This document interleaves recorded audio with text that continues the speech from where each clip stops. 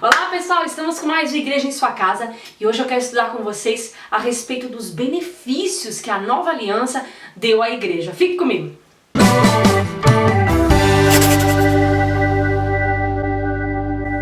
Vamos lá, gente? Eu separei aqui um salmo para a gente ler juntos, porque esse salmo é um salmo que revela a respeito da nova aliança. Interessante que foi escrito muito antes de Jesus encarnar, né? E é muito legal a gente ler assim, porque a gente vai vendo muitas coisas que tem a ver com o que nós vivemos hoje. Então eu queria ler aqui junto com vocês, e é o Salmo 103, vamos lá? Diz assim: Bendizer, ó minha alma, ao Senhor, e tudo o que há em mim, bendiga o seu santo nome. Bendizer, ó minha alma, ao Senhor, e não te esqueças de nenhum só dos seus benefícios. Olha que maravilhoso, é Davi falando com ele, né? Falando para a alma dele não se esquecer de todos os benefícios que o Senhor nos deu, de tudo aquilo que Ele nos acrescentou. É assim, minha alma, bendiga ao Senhor e não se esqueça, porque de fato, quando há situações na nossa vida que nos preocupa, a gente tem aquela tendência a cair tão na carne e tentar resolver nos nossos braços, ou seja, a gente se esquece dos benefícios que foram dados a nós através de Cristo, né? Então vamos estudar a respeito disso. Aí ele diz isso, né? Não se esqueça, minha alma, não se esqueça que há benefícios, foram dados pelo Senhor. Aí ele diz assim, versículo 3, onde começa aqui a revelar a nova aliança. Ele é quem perdoa todas as suas iniquidades. Primeiro benefício revelado, os seus pecados estão perdoados. Ele perdoa todos. E o que eu vou cometer amanhã já foi perdoado. A carta aos Hebreus diz que um único sacrifício foi feito para sempre. Você não precisa sacrificar o cordeiro de novo pelos pecados de amanhã. Essa coisa de achar que confessar o pecado é que traz perdão, a Bíblia fala que é como trazer Cristo para crucificá-lo novamente. A crucificação foi feita uma vez só. Se você crê, os seus pecados de uma vez por todas estão perdoados. Os pecados que você ainda vai cometer por causa da sua carne não são pecados para serem confessados. Porque no ato do momento que você aceitou a Cristo, aquele momento você confessou que era pecador. Dali por diante você foi justificado e os seus pecados foram todos perdoados. Porque para Deus, Deus não está no tempo. Você está no tempo, Deus não está. Para Ele resolveu a sua vida ali na cruz. Foi tudo perdoado. O pecado que é cometido por causa da fraqueza da nossa carne amanhã não é pecado para ser confessado, mas é o momento para você crer e se lembrar. Esse pecado já foi perdoado. Aí você pensa, mas isso não me dá mais entusiasmo para pecar? Responda isso para você mesmo. É claro que não. Pelo contrário, faz com que você atente para a misericórdia, a graça do Senhor de já ter perdoado você por aquilo que você ainda vai cometer. E isso não faz de nós mais pecador. Pelo contrário, outro benefício que nos traz isso é que nos faz cada dia mais justos, porque quanto mais eu me conscientizo que eu sou justa, mais frutos de justiça eu tenho. O que é ser justa? Justo é aquele que foi justificado. Jesus pagou o preço do meu pecado, então eu fui justificada. Justificou-me, me justificou. O pagamento dele me justificou, ou seja, me livrou da dívida que eu tinha. É como se meu filho faltar na escola e eu mando um recado dizendo por que ele faltou na escola. Eu estou justificando a falta dele. Nesse caso, Jesus ele não assumiu as nossas ações pecaminosas. Ele assumiu, como a Bíblia fala, o estado de pecado. Então ele me justificou. Ele me livrou da punição, como quando eu justifico a falta do meu filho, eu livro ele de uma punição. Porque as faltas podem gerar punição. Eu estou livrando. Então a morte de Jesus me livrou da punição. E eu me tornei justa. Eu fui justificada. Eu não sou mais pecadora, eu sou justa. A gente peca por causa da fraqueza da nossa carne, mas eu fui justificada para sempre. Esse é o outro benefício da nova aliança, que faz com que cada dia mais eu faça frutos de justiça, tenha frutos de justiça. Então, o primeiro benefício que ele falou aqui é, ele perdoa todas as suas iniquidades. Não se esqueça disso, não se esqueça disso. A nossa consciência precisa ter essa resposta. Por quê? Porque no momento que você errar, a sua consciência vai te acusar. E essa acusação, ela pode gerar doenças para o corpo. Essa acusação gera em nós uma rejeição que não existe da parte de Deus. A gente acha que Deus está meio assim com a gente, mas isso é uma coisa da nossa cabeça, porque a consciência está nos acusando. E todos nós temos que ter uma resposta dentro de nós. Não podemos esquecer de responder para a nossa consciência, tá pago. Porque a tua consciência vai dizer para você, você tem que pagar, você pecou, viu? Alguém tem que pagar. E quando a pessoa aceita a culpa, ela se autodestrói. Por quê? Porque ela está aceitando que ela tem que pagar. Então ela começa, por isso que as doenças existiram no mundo, porque o homem tinha que pagar. Então aquilo vai, então quer dizer que quem está doente está pecando? Não, não tem nada a ver com isso. A questão é que a pessoa aceita a culpa. Ela não está doente porque ela pecou, ela adoece porque ela aceita a condenação, ela aceita a culpa, percebe? E o que acontece? Não quer dizer que tem gente que não é negligente com a saúde, não é isso que eu estou falando, mas estou dizendo que a culpa pode fazer isso e a culpa faz isso. Então a pessoa tem que ter dentro dela, não pode esquecer, meus pecados foram perdoados. Ela tem que responder, tá pago, ok? Outro benefício, versículo ainda no 3. Quem sara todas as suas iniquidades? Ou seja, a partir do momento que você se conscientiza que você foi perdoado e realmente você recebeu perdão, todas as suas enfermidades já foram saradas.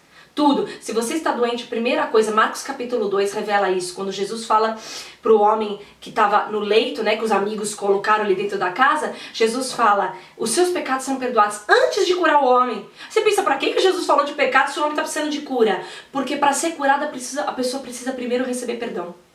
Porque senão a maioria, no subconsciente, entende que merece estar passando por aquilo, percebe? Você tem que entender que você foi perdoado, que você foi justificado, independente de você achar justo ou não. Não, mas eu tenho que pagar por isso, mas você jamais poderia pagar. Ainda que você ache injusto Jesus ter pago, que você deveria sofrer por isso, você jamais, o preço é muito alto. Você teria que pagar com a morte, e morte você ficava mortinho. Só Jesus podia ressuscitar, porque como justo, a morte não tinha direito sobre ele. Não tinha direito sobre ele. Por isso que ele ressuscitou, ok? 4. Quem da cova redime a sua vida. Como assim da cova? Porque a Bíblia diz que nós estávamos mortos nos nossos pecados. Efésios capítulo 2. Vós estáveis mortos nos vossos pecados. A gente estava como morto. O mundo está morto. Por isso que ele morre. Porque uma árvore de vida só pode dar vida, e uma árvore de morte só pode gerar morte. Então as pessoas morrem porque já estão mortas. Paulo fala assim, e na carta aos Romanos capítulo 7 ele diz, no finalzinho do capítulo ele fala, miserável homem que eu sou, quem me livrará do corpo desta morte? Porque ele está falando sobre a fraqueza, que a carne toda hora falha, né? De fato a nossa carne toda hora nos convida a falhar e a gente acaba falhando. E ele fala, quem me livrará do corpo desta morte? Por que esse corpo falha? Por que esse corpo morre? Porque ele entrou para a natureza pecaminosa de Adão, ok? Então a Bíblia diz que ele redime a nossa alma, a nossa vida da cova. Ou seja, ele tira você desse estado de morte que você estava de Adão e te dá a vida novamente. Ou seja, hoje nós vivemos o batismo, ele é um ato público, né? Uma figura. Uma pessoa não precisa batizar para ser salva, mas todo salvo se batiza, porque a nova aliança nos ensina isso, a fazer esse ato público. E aquilo é uma figura de sepultar o velho homem, a natureza pecaminosa de Adão, e nascer de novo. Significa que a morte ficou atrás de nós. Nós então agora temos vida. E quem tem vida, só tem mais vida, e mais vida, e mais vida. Ninguém vai ficar mais doente, vai ficar mais vivo, ok? Então ele redimiu da cova a nossa vida. Ele nos tirou do estado de morte, do estado de pecado, e nos fez justos, nos fez herdar a justiça de Cristo. Hoje nós temos a vida. Aí ele diz assim, e te coroa de graça e misericórdia. Essa palavra coroar é vestir, é cingir. Ele te cinge de graça e misericórdia. O que significa? Que todo o favor de Deus que você recebe hoje não é pelas suas ações, mas vieram pelas ações de Cristo. Por meio de Cristo, você recebeu graça e misericórdia. Ou seja, ele se comporta conosco como se comportasse com o próprio Jesus, porque Jesus tomou o nosso lugar. Então nós somos vestidos de graça e misericórdia, irmãos. Em tudo nós temos favor, em tudo nós temos graça, em tudo que nós formos fazer, a gente pode ter sucesso.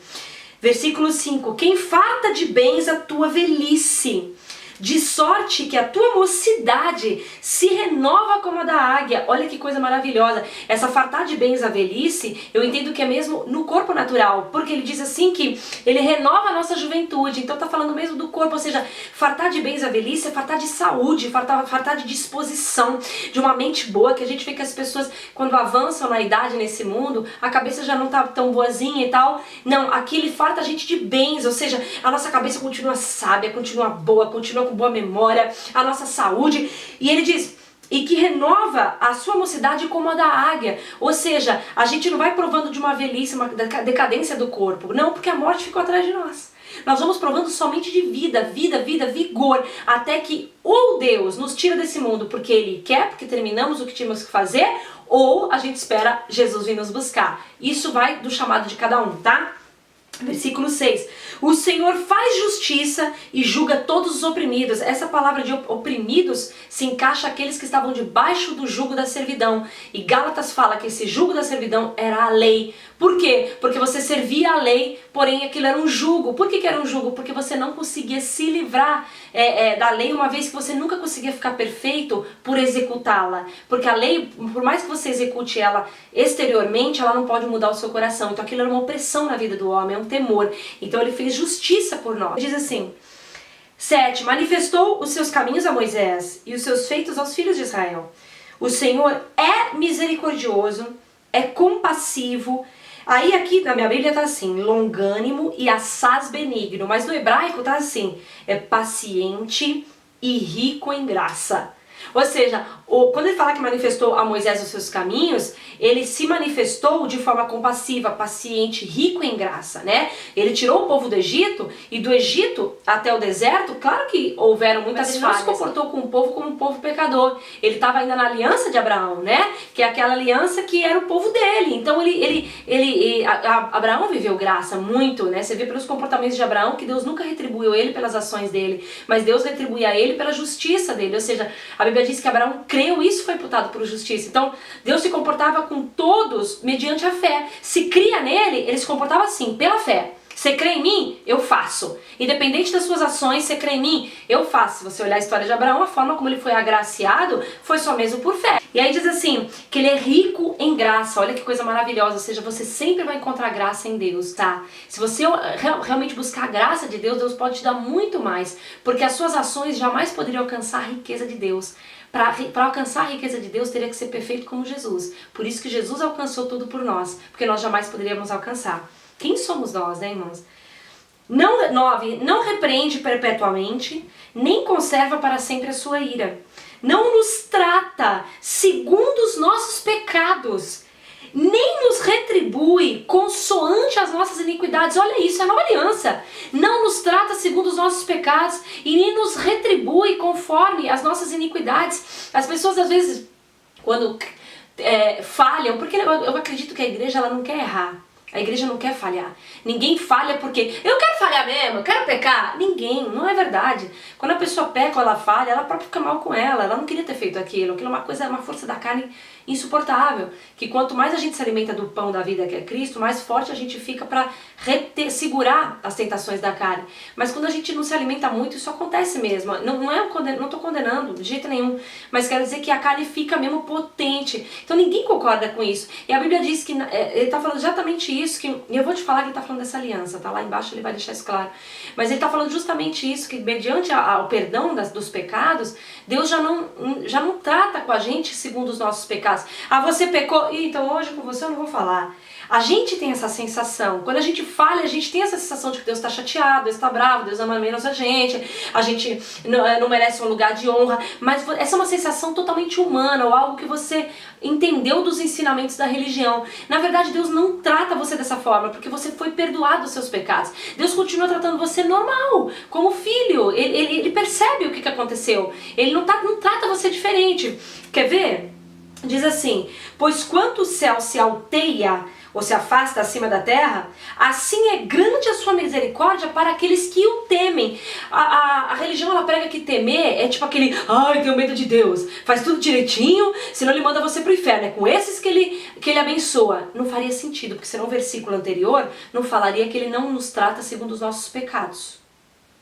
Não poderia estar falando disso, de eu acertar tudo, tendo medo de Deus, que senão... Mas então como é que ele está dizendo aqui sobre misericórdia, no mesmo versículo que ele fala sobre temor? Não poderia ser, não casa a informação de ter medo de Deus ou pavor. Essa palavra temer, até em Provérbios é muito claro isso. Essa palavra temer a Deus, ela é o que ela nos aprende. É muito difícil explicar em palavras, mas eu consigo perceber, e isso nos Salmos e Provérbios você vê muito, que é o fato de ser o Deus a quem você tem como Deus. Percebe? Não, eu temo a Deus, eu temo ao único Deus. Ou seja, é a esse Deus que eu reverencio, é nele que eu confio, é nele que eu acredito. A Bíblia diz em um salmo que eu não lembro aonde, vou pedir para anotar aqui, eu já falei sobre esse salmo no 2 Minutos de Graça, que ele fala assim, de Deus, eu vou falar das minhas palavras, tá? Que de Deus nós recebemos o perdão dos pecados, por isso que os homens o temem. Deu para entender? Ou seja, só dele vem salvação, então por isso que eu temo ele. E temor em que sentido?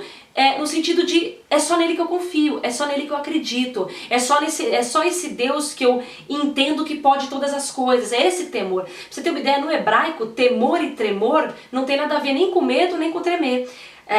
Há uma expressão hebraica que eles usam muito, fique diante de Deus em temor e tremor. Esse temor e tremor que se usa em Israel é maravilhado. Temor e tremor é tipo assim, uau! Eles nunca usaram isso como medo. Como eu falei no versículo, está falando de misericórdia, gente. Não poderia ser medo. Não poderia ser ter medo de Deus. É aquela coisa de confiar. Percebe? Tem gente que fala assim, não, eu temo o Deus que não existe aí. Você fala, não, eu temo a Jesus. O meu temor é nele. Ou seja, eu sei que é dele que vem poder. Eu sei que é nesse Deus aí que eu tenho que acreditar. Eu sei que é ele que é o único. Isso é temor, percebe? Aí diz assim, 12, quanto dista, ou quanto se afasta o Oriente do Ocidente, assim afasta de nós as nossas transgressões. Ou seja, todo o nosso pecado, até escrevi aqui, é removido. Ele afasta de nós, ele remove o pecado de nós, e já foi removido pelo sangue de Cristo. O sangue está em nós de tal forma, irmãos, que quando nós falhamos, o sangue continua ali. Como o sangue continuava no propiciatório da Arca da Aliança. Por que o sangue ficava ali? Para que Deus não visse o que dentro da arca tinha, que era as 2 tábuas dos 10 mandamentos, as 2 tábuas, né, que são os 10 mandamentos, a vara de Arão e o pote de maná. Porque sobre essas 3 coisas houve rebeldia em Israel. Os 10 mandamentos contra a lei de Deus, houve rebeldia. Houve rebeldia contra a autoridade de Arão, por isso, por causa da vara que dele estava lá dentro. E houve rebeldia contra a provisão de Deus, que era o maná, chamaram o maná de pão desprezível. Então, o sangue era colocado no altar do propiciatório para Deus não ver essa rebeldia. Você percebe? E Deus continuava lidando com eles, não segundo os pecados deles. Por isso que o sangue era derramado aqui, para tapar isso aqui. Da mesma forma, o sangue de Cristo está em nós, para que Deus se comporte conosco como se comporta com o próprio Cristo. Por isso que é dito que nós estamos em Cristo, estamos no sangue de Cristo. O sangue está a vida, então eu estou em Cristo porque eu tenho o sangue dele, eu tenho a vida dele em mim. Deu para perceber? Diz assim, 13, como um pai se compadece dos seus filhos, assim o Senhor se compadece dos que o temem. Vamos entender, pai, gente, pai, você mandaria teu filho pro inferno? Você trataria teu filho mal? Tem pai que não tem sabedoria, né, hoje no mundo, mas Deus não é assim. Quando ele apresenta-se como pai a filhos, está falando de um amor sem igual, né? O maior amor revelado na Bíblia é de um pai para um filho, e a gente vê isso lá em Abraão. Quando Deus fala assim para ele, pega o seu filho, o teu único filho a quem tu amas, né? Aquela figura não era para Abraão matar o menino, você vê que ele não matou. Era para mostrar o tamanho de amor que há na filiação entre pai e filho e na entrega que Deus ia fazer por nós, ainda que amasse seu filho absolutamente, certo? Então, e por que ele entregou Jesus? Porque Jesus era o único que podia ressuscitar, é isso que eu tô falando. Ele é o único que podia ir até a morte e voltar a viver. Você não podia. Você morria e ficava mortinho, porque era justa a sua morte. Jesus não era justo ele morrer. Então ele morreu por nós, chegando, a Bíblia diz que na ânsia da morte, a morte não pôde retê-lo, porque ele era justo, teve que liberar ele. Então assim, se compadece dos que o temem, já expliquei o que é temor. 14, pois ele conhece a nossa estrutura e sabe que somos pó. Tá vendo por que ele nos trata com misericórdia? Porque sabe que esse pó que somos nós não era capaz de ser perfeito a ponto de alcançar dele todo o favor. Por isso que nós somos totalmente dependentes de Cristo. E Cristo é a nossa nova aliança com Deus. A nova aliança diz, aquele que crê será salvo E quem não crê já está condenado. Por que já está? Porque a condenação vem desde o dia em que Adão caiu. O mundo ficou condenado à morte, ok? Então não é Deus que condena, mas o mundo ficou condenado à morte. Então o que acontece? Quem crê, isso a nova aliança diz, será salvo. Aí diz assim, quanto ao homem, os seus dias são como a relva, como a flor do campo, assim ele floresce,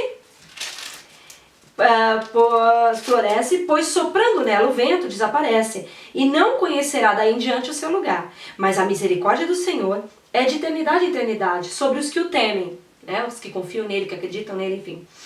E a sua justiça sobre os filhos dos filhos. Nossa justiça se estende aos nossos filhos. Que justiça? A justiça que Cristo nos deu, certo? Qual a justiça que Cristo nos deu? A dele.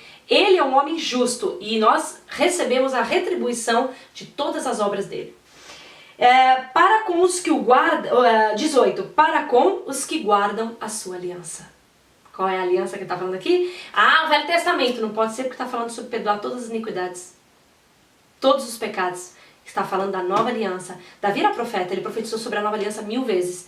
E aqui está falando exatamente sobre a nova aliança. E para com os que se lembram dos seus preceitos e os cumprem. Vamos entender o seguinte, a nova aliança diz que nós temos que crer. Em todo o Novo Testamento, as cartas sempre levam que salvação tem a ver com fé, tá? Quando se trata do mandamento de amar ao próximo, que a Bíblia diz, Jesus falou assim, que a lei e os profetas se resumem em uma coisa só, amar ao próximo. Só isso, irmãos. Saiu do amor ao próximo, tem algo, por exemplo, que na igreja fala, vamos dar um exemplo bem bobo, não pode pintar o cabelo de rosa. Eu sempre uso esse exemplo porque existem igrejas que são assim, a maioria já não é, mas digamos que fosse, não pode. Aí eu penso assim, mas se eu pintar meu cabelo de rosa, eu firo o amor em quê? Porque Jesus disse que a lei e os profetas se baseiam em um mandamento só, amar ao próximo. Tudo que Deus queria do Velho Testamento, quando ele falou, era esse amor ao próximo. Tudo tinha a ver com isso. Tudo aquilo que não fere o amor não é pecado. O que é pecado é aquilo que fere o amor. Agora, lembrando que o fato de eu ter de Jesus um mandamento de amar ao próximo, não significa que eu executando isso que eu vou ser salva. Não! A salvação é por meio da fé. Eu creio, eu sou salvo e acabou. Então, versículo 19. Nos céus estabeleceu o Senhor o seu trono, e o seu reino domina sobre tudo. Bendizei ao Senhor todos os seus anjos, valorosos em poder, que executais as suas ordens e lhe obedeceis a palavra, os anjos, né?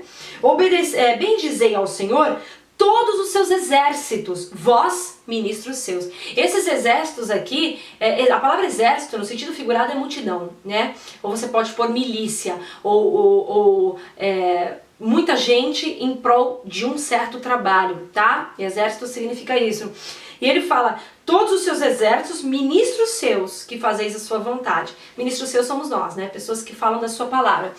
Que fazem a sua vontade. Qual é a vontade? Gente, Isaías revela a vontade de Deus.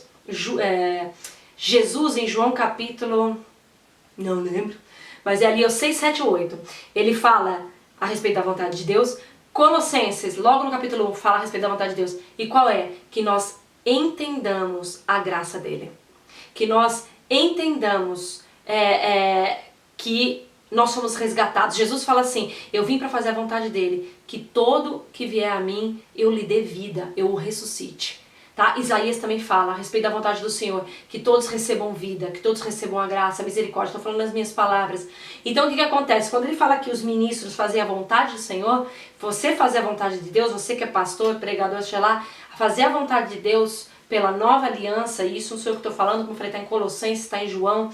Fazer a vontade de Deus é manifestar às pessoas a graça de Deus.